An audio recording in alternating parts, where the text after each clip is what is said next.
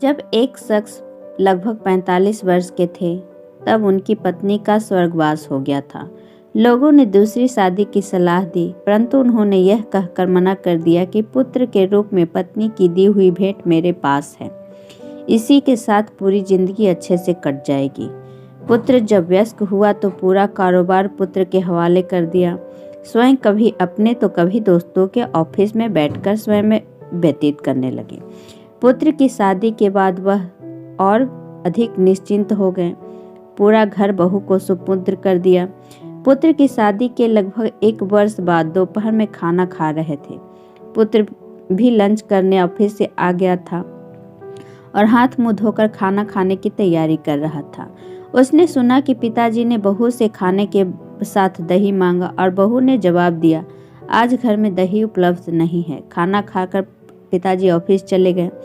थोड़ी देर बाद पुत्र अपनी पत्नी के साथ खाना खाने बैठा। खाने में प्याला भरा हुआ दही भी था। पुत्र ने कोई प्रतिक्रिया नहीं दी और खाना खाकर स्वयं भी ऑफिस चला गया। कुछ दिन बाद पुत्र ने अपने पिताजी से कहा, पापा आज आपको कोर्ट चलना है, आज आपका विवाह होने जा रहा है। पिताजी ने आश्चर्य से पुत्र की तरफ देखा और कहा, बेटा मुझे पत्नी की आवश्यकता नहीं है और मैं तुझे इतना स्नेह देता हूँ कि शायद तुझे भी माँ की जरूरत नहीं है, फिर दूसरा विवाह क्यों?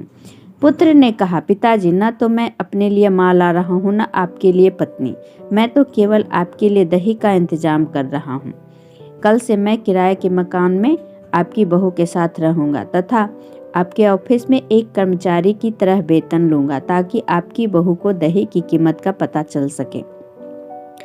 माँ बाप हमारे लिए ATM कार्ड बन सकते हैं तो हम उनके लिए आधार कार्ड तो बन ही सकते हैं। फ्रेंड, ये कहानी कैसी लगी आप लोग कमेंट करके ज़रूर बताइएगा और अपने माँ बाप का अच्छे से ख्याल रखा करें, क्योंकि माँ बाप हमारे लिए बहुत कष्ट झेलते हैं और माँ बाप हमारे लिए बोझ हो जाते हैं। इसलिए आज के जनरेशन में हमारे तो माँ बाप का अच्छे से ख्याल रखें, बोझ ना समझें, क्योंकि उन्होंने अगर बोझ समझा होता तो हम लोग नहीं होते।